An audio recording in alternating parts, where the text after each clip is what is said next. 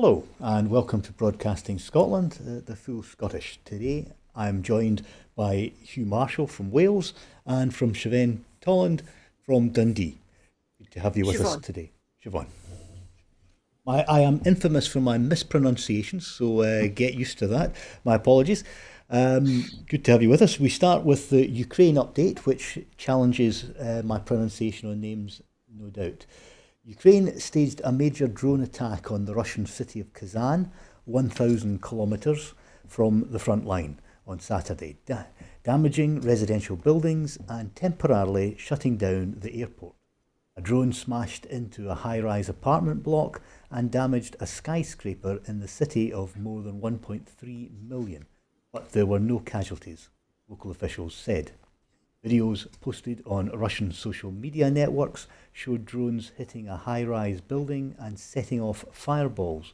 Foreign Ministry spokesman Maria Zakharova said 2 drones hit a 37-storey apartment block and that Ukraine had been targeting an unspecified industrial facility, but that it suffered no damage. Zelensky said on Saturday that he had met CIA Director William Burns in Ukraine, a rare public disclosure of a meeting between the pair. The Ukrainian president said he had met Burns on multiple occasions throughout the war, but their meetings had been undisclosed. Burns is set to leave the CIA post as US President-elect Donald Trump brings in his own candidate. Russia's defense ministry said the army captured a new village on Saturday near the city of Kharkov in eastern Ukraine, where Russian forces have made major advances in recent months. The village of Kostiantolsky is about 10 kilometres southwest of Kharkov, an industrial town that is looming Russian target. The Russian embassy in London on Saturday described the UK's planned transfer to Ukraine of more than $2 billion backed by frozen Russian assets as a fraudulent scheme. Britain said in October it would lend Ukraine £2.26 billion as part of a much larger loan from the group of 7 nations backed by frozen Russian central bank assets to help buy weapons and rebuild damaged infrastructure. UK Defence Minister John Healey said the money would be solely for Ukraine's military and would help and could be used to help develop drones capable of travelling further than some long-range missiles. So there we have the latest update from Ukraine. Would either of my guests like to make any comment? It's a never-ending tragedy that we're hearing. Yvonne, would you have anything you wish to comment on Ukraine?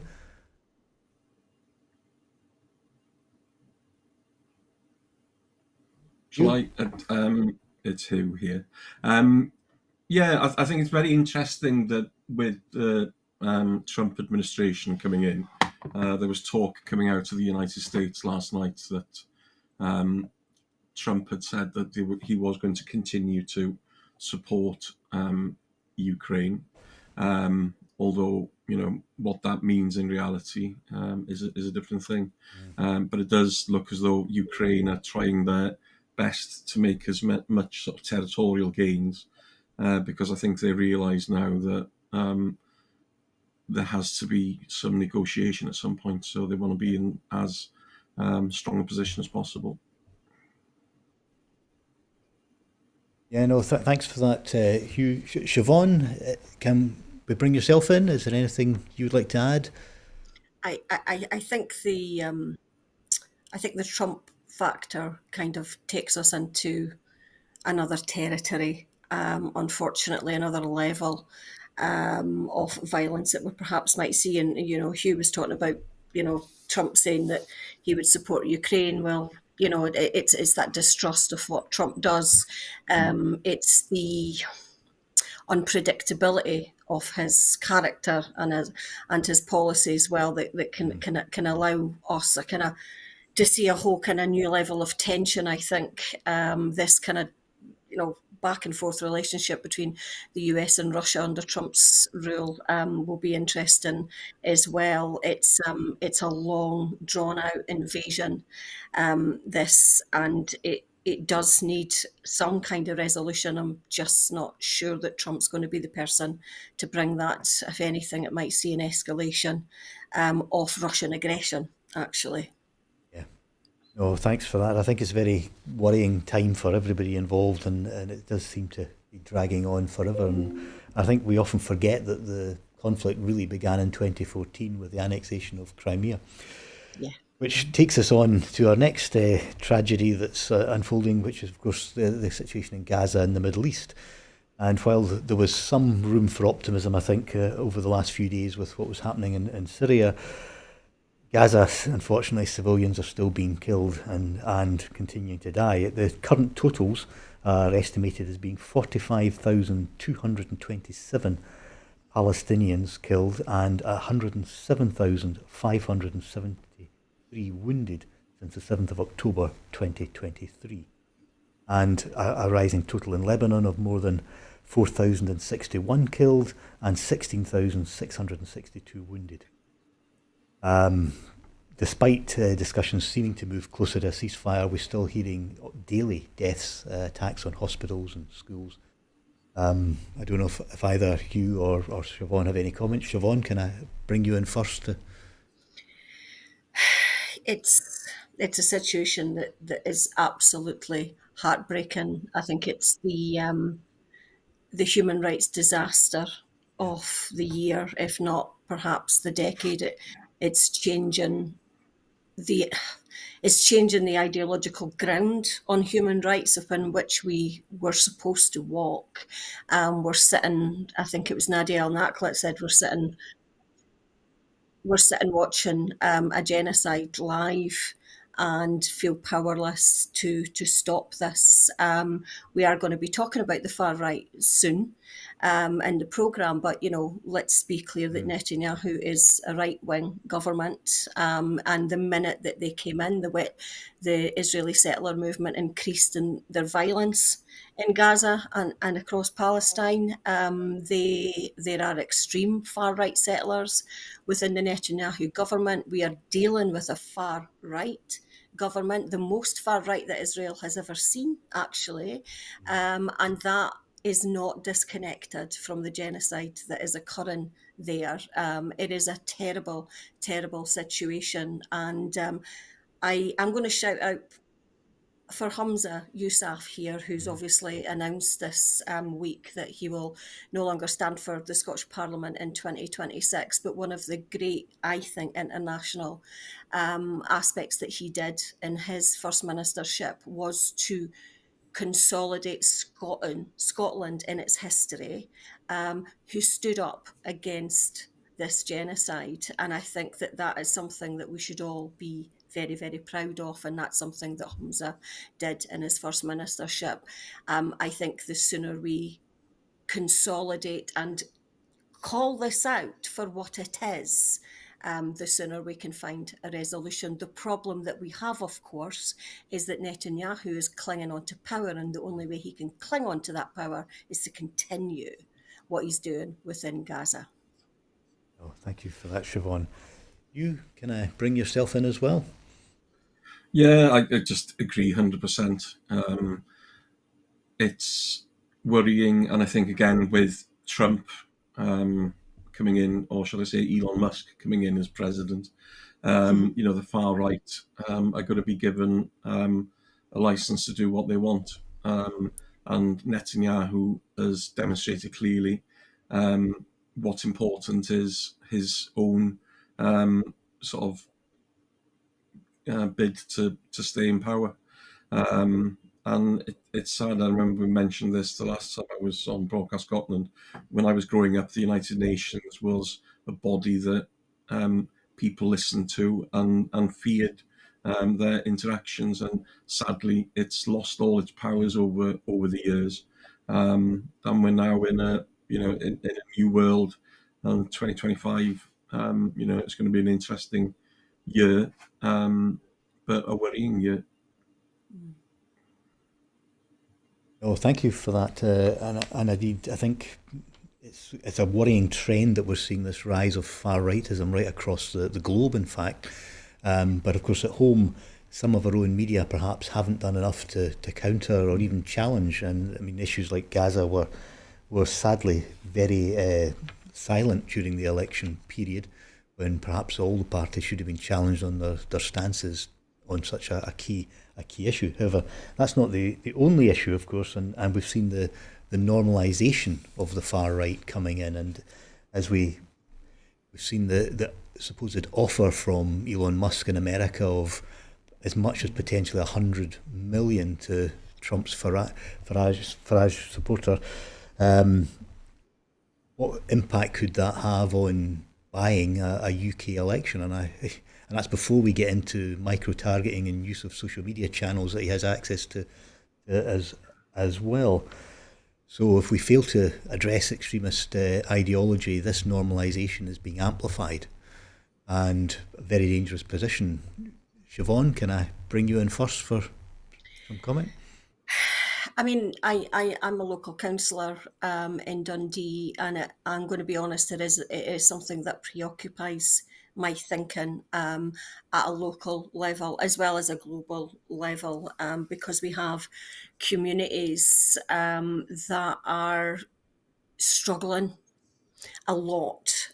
We have massive economic crisis. We've had a decade of economic crisis, and we know that the conditions of fascism often come when there is economic crisis, that and obvious political instability, which is, of course, what we've been experiencing within the UK and across Europe perhaps as well. So the conditions are ripe for fascism. It doesn't mean it's inevitable, but it means that historical circumstances are there, and it is deeply concerning. There's so many factors involved in this, and Elon Musk is I mean, it is pretty clear he is attempting to incite fascism across the globe, and in the way that Steve Bannon has done within Europe, both connected to Donald Trump, of course. But there is an element. I mean, we saw Elon Musk in the right wing insurrections that happened only just this summer here. He was there. He was present in social media trying to incite that insurrection. So it's deeply, deeply worrying at a local level as well as at a global level as well. The problem, of course, that we have is that the Labour Party, I don't think, are fit to stave the right wing and fascism off as well as they could, because what we need, of course, is we need communities to feel stable, we need communities to feel hope, we need social cohesion. And that's one of the big factors that we do need in order to stave off the far right. Reform are snapping at our heels in the election in Scotland, and even more so in England.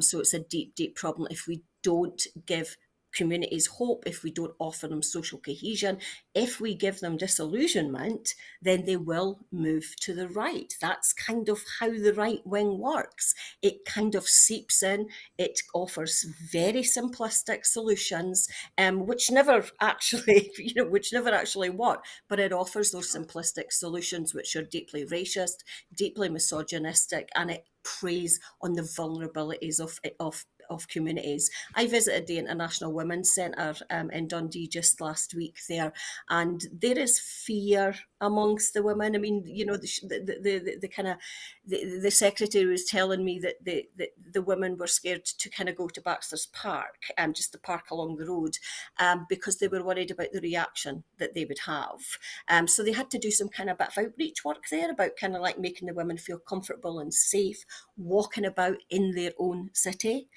So there's this real concern there, and it's about kind of trying to protect. And as a counsellor, for me, it's about trying to protect our most vulnerable at this very, very critical time. So there's a lot of issues that we need to kind of start trying to kind of build on here in an attempt to try and undermine the right and their absolute vicious racism and misogyny that they will bring to the debate. So far, Scotland's been lucky in the sense that we've managed to stave it off.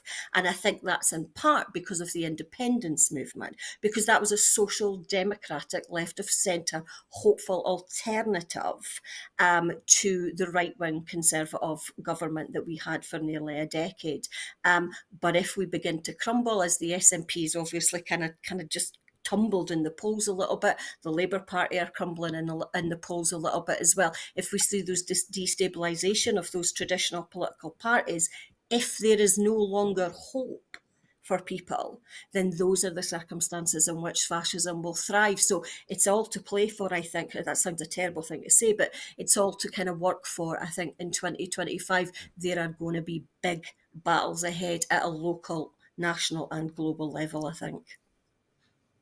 Well, thanks for that, Siobhan. Hugh, can I bring you in as well? Yeah, I agree. And as Siobhan mentioned, the Reform are making strides in Scotland, but in Wales they're making even further strides. The latest opinion poll had Plaid Cymru ahead in the polls for the first time in many years, but with Labour and Reform a couple of points behind, neck and neck. And what's interesting in Wales is where Reform are picking up support are in those traditional Welsh Labour heartlands, the post-industrial ex-coal mining communities, those ex-steel communities. And I think those people do feel, betrayed, obviously, from the Thatcher era when the mines, were finally closed, although the mining industry had been in decline for many years prior to that. And I think although, people did feel better under the Blair government, I think a lot of those communities feel that they just haven't moved on, that they've been forgotten about. And as Siobhan was saying, this is where people go. That Reform aren't offering any solutions. They're just, saying, vote for us because we're not like the other ones, and if you're angry, place your support with us, which is no way to sort of vote. And it is depressing because we've seen in Wales, we've had, because of PR, we've had UKIP. UKIP came in with seven or eight seats at the Senedd elections in 2016 because it was, around the Brexit time. So, they were riding on a crest of a wave. Within, a matter of months, they became fractured. They offered nothing. They had no ideas on policy. So I think, it is worrying. And when you see somebody like Musk, who, and I saw this from the very beginning when he was buying Twitter, you could see that, he was doing it for a purpose. I don't think people realise what that purpose was, but he did it in order to skew people's opinions. I was a big user of Twitter. I've stopped using it now, and I'm moved over to Blue Sky. So, but when I do pop back to Twitter, the timeline is full of Farage, Musk, right wing, anti-trans. It's a horrible place. But for some reason, there's a cohort, and a substantial cohort. It's not a tiny minority. Sort of 1 in 3 of society who seem to be attracted to it, and I don't understand why. But I think one of the key things is, and what Broadcast Scotland is doing is really important, is independent media. Because people are getting their news from social media, but we need those platforms to give people, an alternative view and a realistic view of what's going on, and to discuss issues that these communities, because they just don't feel listened to, and they haven't been listened to. I think you both made some really excellent points, and I was looking at some notes earlier, and it was work done by the Loughborough University on the election coverage, and it touches on a number of points that both of you have made. That basically the press coverage that we had in the run-up to election, 42% of the coverage was about process, not policy. So there's this cover that's given by not discussing policy. And then the quotations and the platforming of the far right. I mean, Farage and Reform got 10% of all press quotations. Putting that into context, the Lib Dems got 2%, and the SNP, Plaid Cymru, and the Greens combined got 1%. So, and that was at a time when Reform had no sitting MPs in Parliament. It's shocking. So we do have to get the debate onto policy, and policy that matters to people, so they can see how we transform lives, and not, doesn't necessarily stop people voting for the right-wing parties, but it gives them a genuine alternative, not just disgruntlement, something's wrong feeling, which I think is what they benefit from. Siobhan, can I? Just want to come. I think that it's not a case of the right wing media defending or protecting. They are platforming the extreme right. Areas of the right-wing media they've been doing it for almost a decade now. They've been completely platforming the extreme right. But a particularly worrying statistic, I think, that the IPPR noted is that 1 in 5 people who were asked said that they would be willing to justify violence against immigrants and refugees. Now, that's in the UK. It changes across different countries. The US was slightly higher. Hungary was extraordinarily high, actually. And the point of that is, though, it comes from top down. When your politicians and when your media start demonising our immigrants, our women, our kind of LGBTQ plus community, that justifies, that's what mainstreams the right. That's what mainstreams the right. It doesn't come from the bottom up. It comes from our politicians, it comes from our media, and it comes from our institutions. We all watch Question Time enough to know that Nigel Farage was platformed way beyond his popularity. That's promoting the right. And actually what that does in the demonisation, we see this all the time. The UN noticed this in the media almost a decade ago. When you start demonising people like that, you begin to justify violence. And so we're in a situation now with 20% of the UK population think that it's okay to use violence if it makes a political point. That's an extraordinarily scary statistic. Oh, indeed. Which takes us on to the next story we have today, which is the trial in France of Gisèle Pelicot's rapist husband and a large number of his co-defendants, which ended with them all being found guilty and receiving jail sentences. Now, through the determination of Gisèle, she has definitely strived to stand up against sexual violence, not just in France but around the world. And I think her quote, and I've got it here, is for shame to change sides. Tremendous courage she's shown. And I bring Siobhan, would you like to come in first? Yes, please. Thank you. I appreciate that, being the only woman here.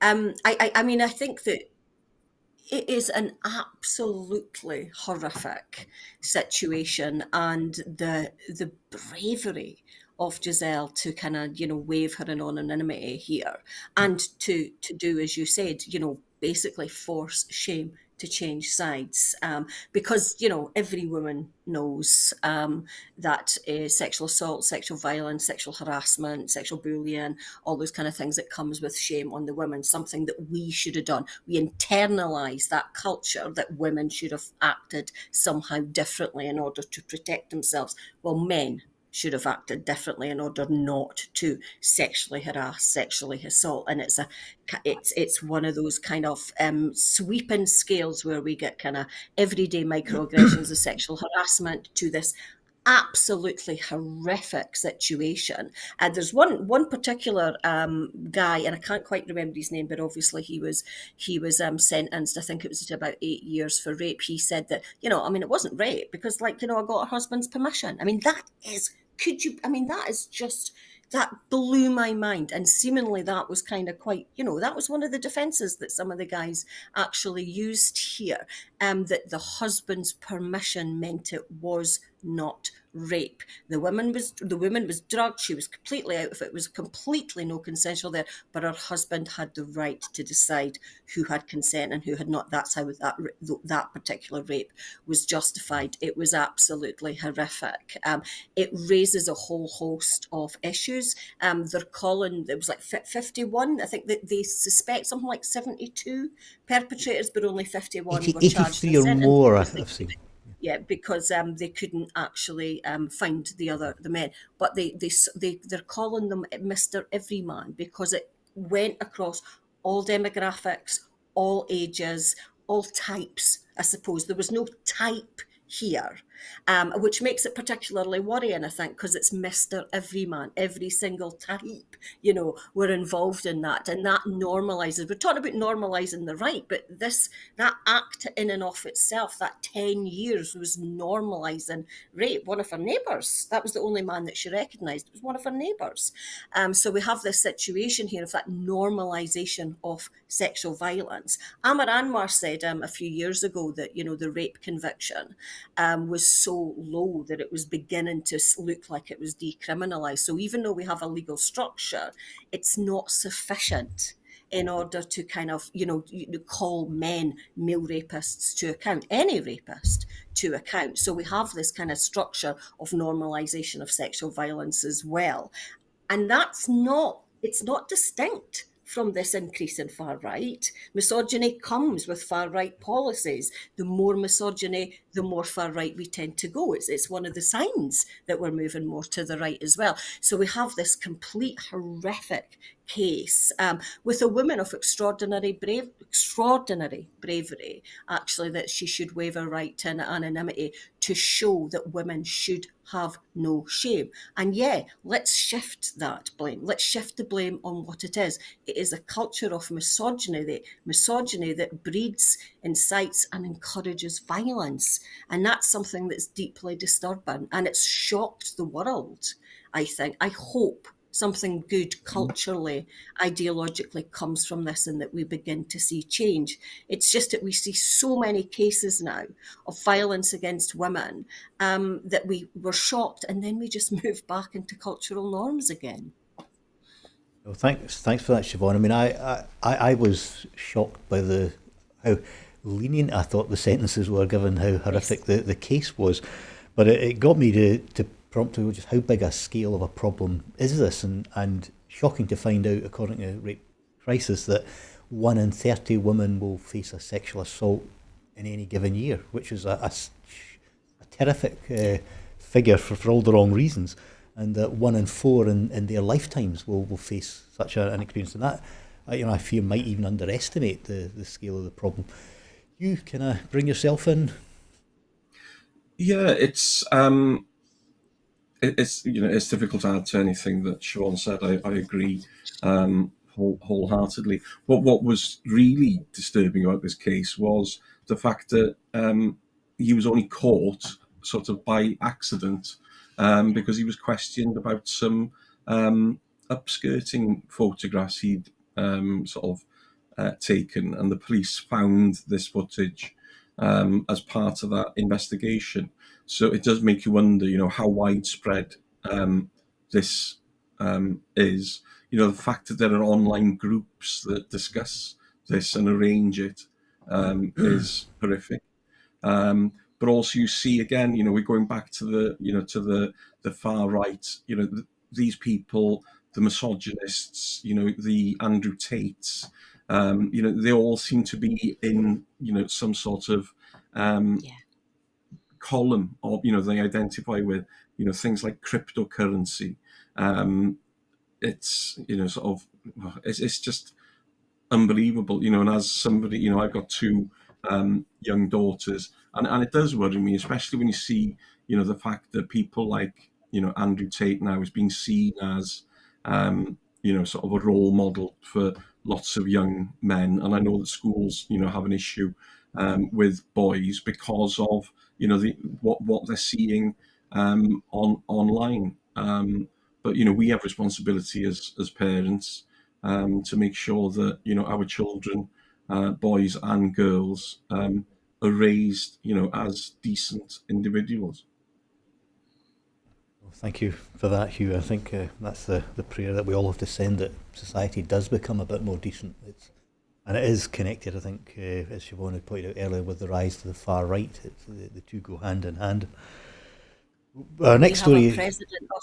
We have a president of the USA who proudly pronounced he grabbed women by the pussy. There it is, top down. Yeah. Yeah. and he's been convicted of, you know, sort of sexual Indeed. assault. Yeah. Yeah. Yes, indeed. Our next story is the story of the Waspi Women, because in Parliament this week, Liz Kendall stood up and announced that the Labour government would not be compensating them, despite the findings of the Ombudsman's report that there was maladministration. So no compensation should be paid. Now, what does this say about the Labour Party's approach to the UK's treatment of these women, many of whom are amongst the poorest in society? We had the goalposts on them move not just once, but in some cases several times, with the changes to the pension age as well as the equalisation. And a bit of an embarrassing mess, given how many times Labour politicians campaigned with Waspi Women, posed for photographs prior to the elections, only to abandon them afterwards, with one or two notable exceptions. Siobhan, would you like to say anything first? Yeah, I feel like I'm going first all the time. Oh, I'm sorry. Hugh, do you want to go? And then I'll agree No, with you. no, you go first. Again, I think you know more about the people who've been impacted than I do. I'm not quite of that age yet, though. But there you go. No, I mean, and you know, kind of many of my friends were involved in the Waspi campaign, and you know, had to kind of wait forever to get their pensions and so forth. So there's a whole host of kind of like, you know, gendered damage here for those women. But what I find particularly galling from the Labour Party is that they used it in their campaign in the lead up to the election, and before, they used it for political currency continuously. Everybody wanted to get a photo with the flimming Waspi Women because they saw it as the cause célèbre at the time. And they promised, you know, those women that they would kind of give them some compensation. And as were under a Labour government, we are going to protect the Waspi women. We're going to give them the compensation that they deserve. It wasn't just the politicians that said they deserved compensation, or the independent investigation and it said that too. So you have this kind of whole campaign that if every politician and their granny wanted to get their photo with the Waspi women to kind of show that they were right on, kind of supportive of these women, and then suddenly, 2 minutes in government, and then it's not even, we'll think about it at a later stage. It's, sorry, we're just not doing it. There is no case for it. It's a waste of money. I think it's not quite what she said, I'm paraphrasing, but that's pretty much the point that was given. It's part of a wider problem with Labour. This is the problem that Labour have, and they're not staving off the extreme right as a result of that. Because what you don't do when the right is snapping at your heels is you don't actually follow them. And this is what Labour have done throughout history. This is what they seem to do. When there's a shift to the right, Labour think that somehow they need to follow that shift to the right. And it seems to be that what's happened with the Labour Party since they've got into power, it's almost as if they're trying to establish the right-wing credentials here, refusing to kind of take away the kind of 2-child cap, basically taking away the winter fuel payment, and now we've got the Waspi women, so there's all these kind of situations where they're trying to establish that right-wing kind of anti-benefit culture, almost, and it's worrying. And I'm just not sure where Labour's identity is. I mean, we never knew that during the election. You were saying that yourself, the media were talking about process rather than policy. And that gave Labour a bit of a free hand there, actually, because I was concerned that Labour neither had the vision, the policy, or the competency to run the UK government, and I'm afraid that this seems to be kind of proven true. I just don't understand why they would want to pick on vulnerable pensioners. Putting aside the fact that morally it's abhorrent, politically I don't understand why they would do that, why they would kind of take that, remove that support from them. It's partly why they're tanking, of course, in the polls. People were kind of hoping for something better, but in their shift to that kind of, well, we're going to be more Tory than the Tory, of course, they're not winning over those votes. Shame on them. Absolute shame on them. But, I see that Scottish Labour are trying to kind of straddle that line between what, the English Labour are doing and what Scottish Labour believe in. So, well, it's not something that we would have done. I would say to Labour, maybe Scottish Labour need to become independent then and just, have their own policies, and they might actually make some of the better, less morally repugnant decisions that their counterparts down in England are doing. Be interesting to see how that works out. We had two, just as an aside, by-elections in Dundee in the council just recently, just at the back of the general election. And of course, on the doors in the general election, the SNP were, we didn't get a very good reception. A Labour councillor told me it was the first time that Labour weren't chased off the doors in a long time. But by the time we got to the by-election, the council two by-elections in Dundee just a few months later, it was the winter fuel payment. That's all people were talking about. And we won. The SNP won. The two seats, very, very surprisingly, Labour were expected to win at least one of them. They thought it was a done deal, actually. But it was the winter fuel payment that done it. That's all people wanted to talk about. People are scunnered with Labour so early on in their government, and this doesn't help. The Waspi Women issue doesn't help, but it's that using them and then tossing them aside. It's particular, I think. And the scale of the Waspi issue is, in most constituencies, will be in the 6,000 to 7,000 affected women. And that's not just individuals themselves, because they all have friends and family. So it's the kind of scale that could swing almost any constituency in the country if these people were mobilised and sufficiently aggrieved. And certainly they appear to be sufficiently aggrieved at the moment. Hugh, can I bring yourself in as well? Yeah, and I think it goes back and touches on what we were saying about reform. People are disillusioned with politics because they're being told one thing while the campaign is going on, and then once people are in power, then we're making tough decisions. It's not our choice. We blame it on the lot that were in before us, and it just plays into the hands of the populist parties, because the populist parties, they don't offer any sort of answers, but they're just saying, look at these chances. They've lied to you again.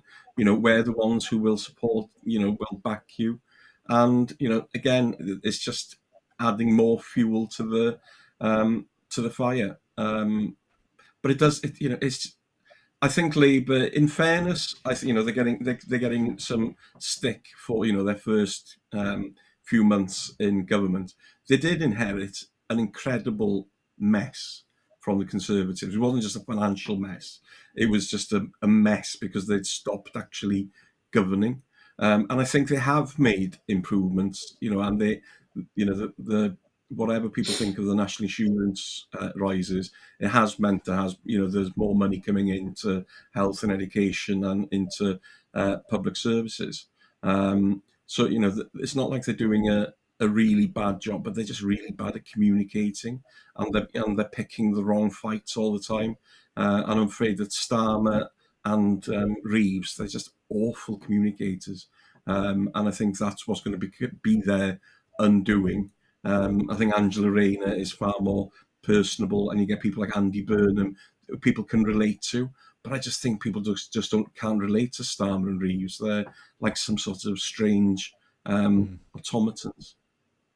I think that's an interesting point. I mean, I obviously observed that we have probably the most inexperienced UK Parliament in history in terms of the members being mostly first-time politicians. It's the Labour Party sticking to the previous Tory Party spending policies and pretty much sticking to Tory policies as a result. So there's a lot there that probably explains why we're seeing the mess we're seeing. However, it does bring us on to other possibilities, and in Scotland and obviously in Wales as well, we have all other alternatives. And there's an interesting seen a rise in support for Scottish independence in recent polls, possibly even further if it was connected to being an independent Scottish Republic, which comes at a time where we've seen Labour, who campaigned on abolishing the Lords, appointing 38 additional Lords, 30 of them being Labour peers, I believe. So, interesting. Can we, as independence movements, achieve further progress if we were to embrace the Republican cause, or just stick to constitutional monarchy? There's an interesting question for us all going forward. Hugh, would you like to come in first on this one? Yeah, I think, again, I think it's an interesting dynamic, because I think in Scotland, independence support is also linked to support for rejoining the EU. Wales, as I'm constantly reminded by my Scottish friends, for our shame, voted in favour of Brexit by a very narrow margin of 80,000, which is the population of a town like Wrexham. And again, people were lied to, and they voted on that decision. So I don't hold that against them. But I think, from a Republican perspective, I think Prince Andrew's recent sort of actions, with the Chinese spy, the most recent one.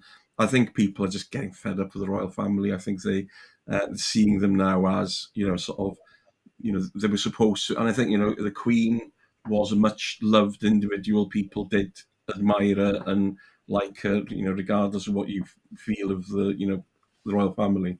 But I think this current crop, I think Charles isn't popular. I don't think people like him.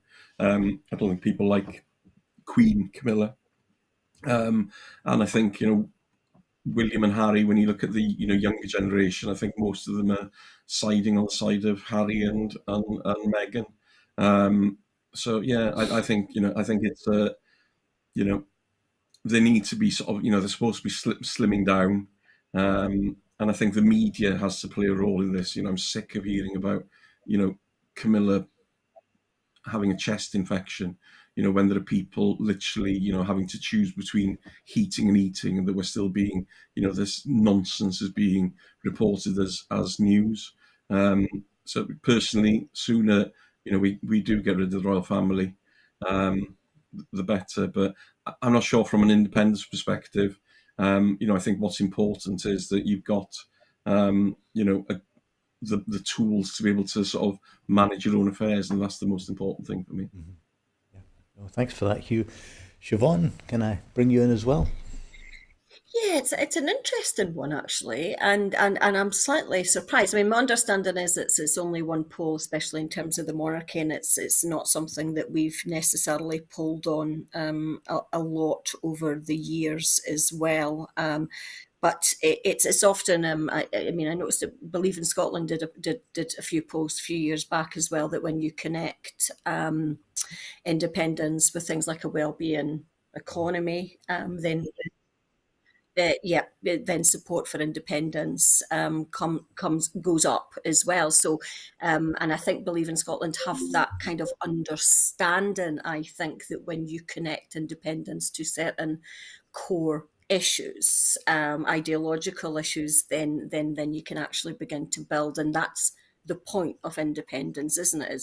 As Hugh said, this is about taking control. This is about making our own policies. This is about having a country that we want, rather than one that's perhaps imposed upon us. And we can see that, in Brexit, it's a very, very good example. It's not just the fact that Scotland voted to remain within the European Union. It's also the fact that it was imposed upon us without any discussion, any negotiation, any compromise as well. So there's a good example there. But the monarchy one's an interesting, and it kind of fits in with my thinking, with independence, in that the part of the reason at this moment in time, and this moment in history, is part of the reason Scotland wants independence is a couplefold. I think it's we want to remain that slightly left of centre, social democratic, strong public service country, whereas England are moving very, very differently, and we'll see what Labour do in terms of stemming that kind of shift to the right.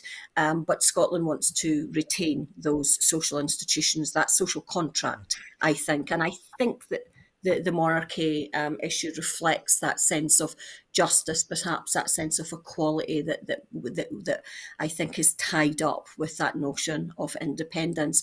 I also think it's a modern thing as well. There's something about the monarchy that makes England feels so old-fashioned, like so ancient, almost backward in its thinking, whereas Scotland, I think, has modernised itself through the years. I think one of the great things that Nicola Sturgeon did in her first ministership was to modernise Scotland into a young, progressive, European thinking country, and that disconnect between Scotland and England, I think, is shown through the lens of monarchy. Monarchy feels so old compared to Scotland. It shows an England that's so ancient and backward thinking and not able to modernise itself in the way I think that Scotland has managed to. So I think there's maybe a kind of symbolic issue there as well in terms of how people are thinking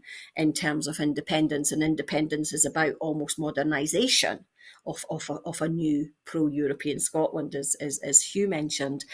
So I think that the issue of the monarchy sits there. But also to pick up on something Hugh said, and I think that's really important, because we have been talking about sexual assault and misogyny. It's not just the Chinese thing that has brought Prince Andrew and the royal family into disrepute, because do you know what? We've got Prince Andrew that basically got kind of shoved aside because of the sexual assault issues that plagued him over those years. So, you've got rampant misogyny writ large, right within the heart of the royal family there. So, that's a difficult one for a modern, forward-thinking nation. That's pretty hard to maybe stomach in that respect as well. So Hugh's right. I think the royal family are plagued with lots of issues. The UK or England is in deep crisis, but part of that is the royal family being in deep crisis as well. If you look at that as a historical shift, you'll see that it's just a country almost imploding, whereas Scotland, and I think Wales to a certain degree as well, is managing to kind of create their own paths outside of that chaos and that fragmentation. And I think the royal family kind of symbolise that a little bit as well. But yeah, I'm all for a kind of a Republican independent Scotland. I'm just not sure it's the battle we might want to take. I think there are bigger issues to deal with. That's always been my line. But it's an interesting poll. It'll be interesting to see how that moves forward in our thinking. Yeah, no, I think I agree entirely with you, Siobhan. I never thought of it as a major campaign issue, because it wasn't bread and butter. But then when we look around the rest of the global world, I mean, the majority of members of the Commonwealth are all now republics. So, there's very few that are monarchies left. So it's perhaps the new world order. Not in a crazy right-wing way. Yes, well, hopefully. Yeah, well, unless anyone wishes to add anything for today's show, I think that pretty much brings us towards the end. It's been really good having both Siobhan and Hugh with me today. And thank you very much. I finish with an appeal. So before I go, I just want to remind you all that at Broadcasting Scotland, we depend on the generosity of our supporters. So to everyone who's donated and to everyone who has signed up to make a regular monthly payment, thank you very much. We set our current fundraising target in April, hoping to reach 36,000 by the end of the year. It is now December and we have raised almost 20,000, just over half of our target. However, to pay the bills and survive, we urgently needed to raise at least 12,000. We have borrowed 12,000 to enable us to survive for now, but the pressure is still on and we do need to find enough regular donors to give us financial security. We face costs of over £4,000 every month, but only receive donations of around £2,500. We need more regular subscribers, but we need to clear our debts as well. We are at crisis point and really need to increase our donations to be able to pay our bills and survive. Our programmes will always be free to view. However, if you can afford £5 per month, please consider becoming a Broadcasting Scotland supporter, and please donate whatever you can afford. Thank you. And thank you again to our guests Siobhan and Hugh. Goodbye and thank you for watching.